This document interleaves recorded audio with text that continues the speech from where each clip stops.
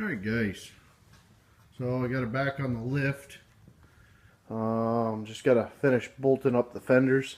As you can see, I kind of painted them. Got some new covers for the steps. Got another set of rims and tires, but I believe, and if I'm not mistaken, I'm thinking these are off of 318. They're not gonna work. These have got a Preston bearing, both sides, where these are basically just bearings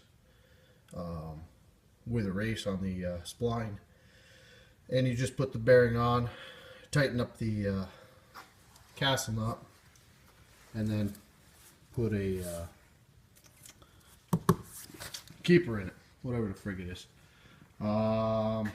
So yeah, I just painted this. I painted the other side. I took these guys off and I painted a little bit of the tin work, but of course it's not powder coated, so gonna have a little bit of wear look to it. Whatever. In my eyes, it still looks better than it did. You can still see the true color frame and whatnot. Like I said, I'm not doing a full restore on it inside, obviously. Not until it proves itself, and it's not gonna nickel and dime me to death. So far it has, cost me a little bit of money. But I mean, belt, the carburetor, which 34 bucks. I'm not really gonna complain about that. Thing runs great.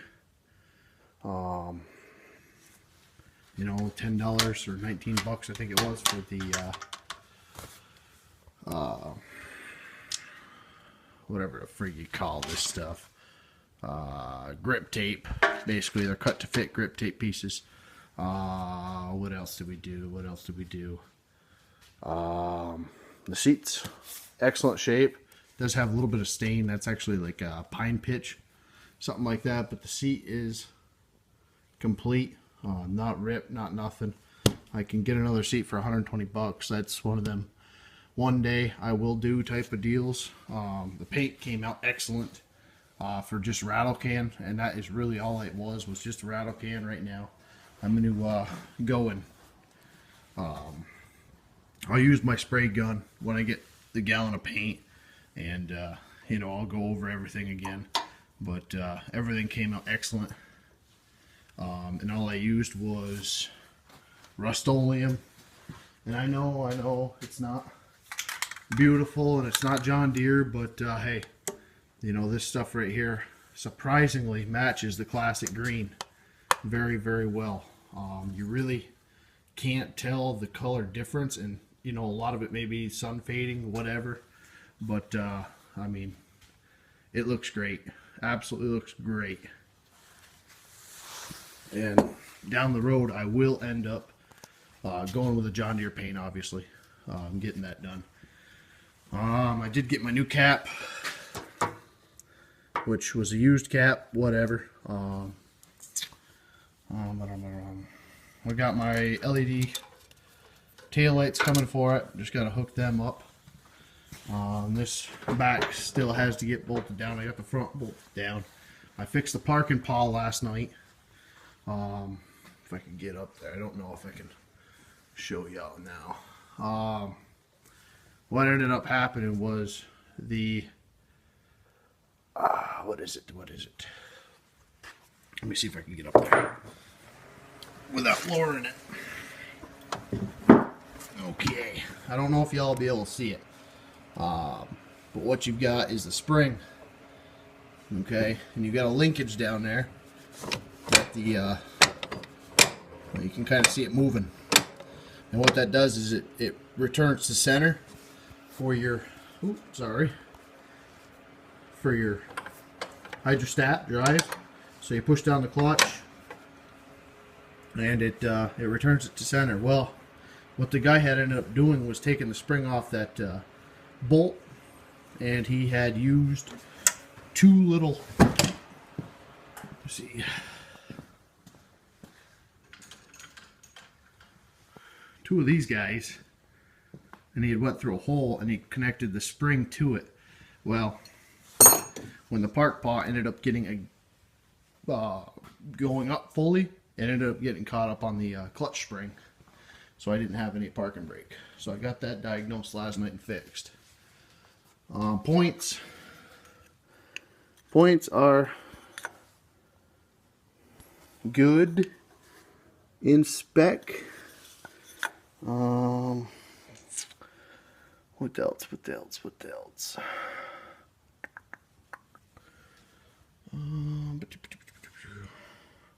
It's hard after doing quite a few videos and then losing. I've ended up losing like 2 or 3 videos, and you know, my video quality is not the best, obviously, because it's just recorded off an iPhone.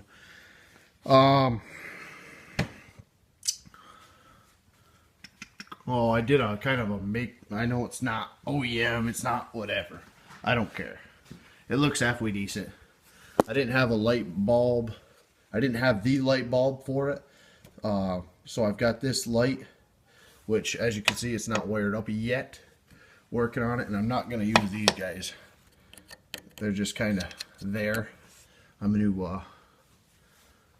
to go back and get heat shrink and all that good stuff. I'm just mocking everything up because the guy had the starter, the ignition works properly, but the solenoid here does not. And we're going to end up taking it apart. So right now I have to start it by bumping this guy right here, which is awesome. The solenoid is amazing. I've never seen a solenoid like it. You can actually, if the battery was hooked up, turn the key on and you don't bump the starter with it. You start it right here, which makeshift, whatever. Solenoids, something went awry in there. So we're going to tear that apart, figure out why, you know, it's holding everything. But as soon as we go to jump it, the key won't work. So we believe it's in the solenoid. So we're going to take that apart, see if there's anything we can fix. If not, I can get a new solenoid, or I could just use this little guy here as a anti-theft, we'll call it, and just start it from there. Did do the engine oil, and we put liquid rings in it. Basically, she was smoking pretty good when I first got it going, so I ended up doing that. Got some 3-rib 2-wheel drive, basically with the 3-rib front tires I'm going to be putting on it, and they're Firestones. They're on eBay, and they got Firestone basically ag tires, not like this, but yeah, I'm going to do ag in the rear and then the 2-wheel drive version in the front, which would be the 3-rib. Got the little spinny thing there, whatever the heck you want to call it, suicide knob, which hopefully will help out with the non-power steering aspect of the tractor. This is what I'm going to be working on tonight, figure out how the heck you work this guy, until I get the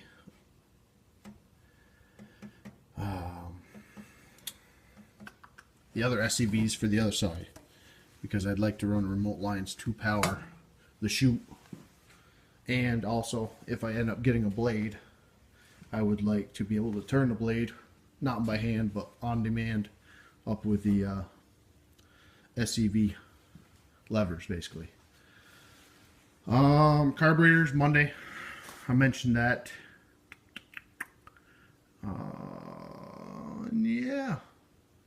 Yeah, I think I'm going to get the snowblower hooked up. I'm going to put some gas in it, let it piss all over the carburetor, or piss out of the carburetor all at once, and make sure everything works on the blower as far as the drive, which, as you can see, is not exactly bolted down. I ended up loosening it up and breaking it off.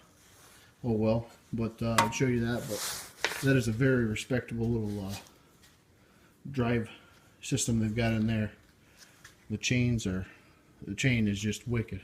I couldn't believe the size of it for what it is, you know. Questions. Oh, Another question for you guys. Back on the hydro here.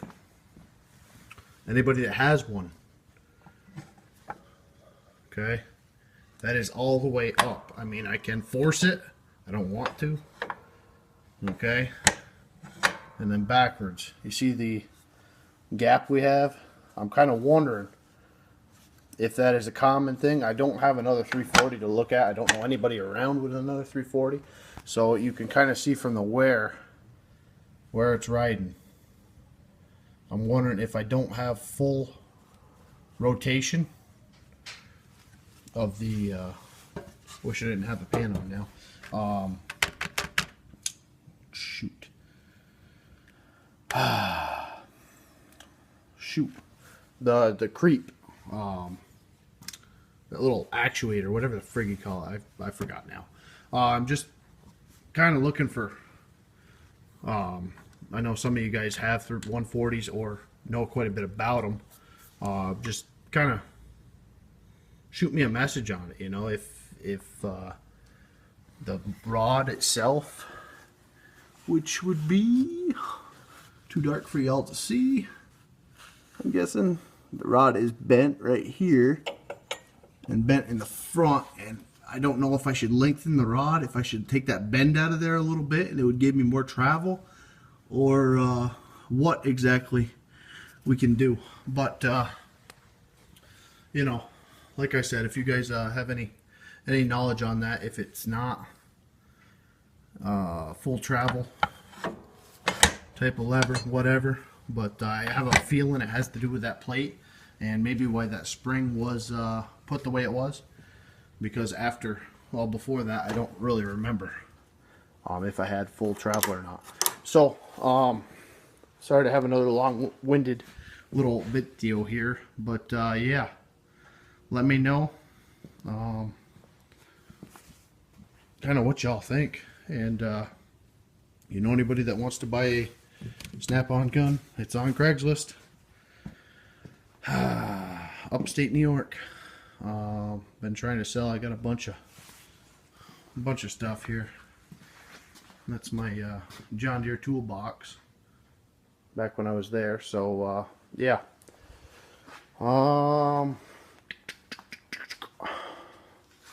Yeah. Thank you all for watching. I know it's not getting exactly the amount of following that I thought that would, but oh well. You know, I can't make everybody happy, and oh well. Alright guys, take her easy. Thanks for watching.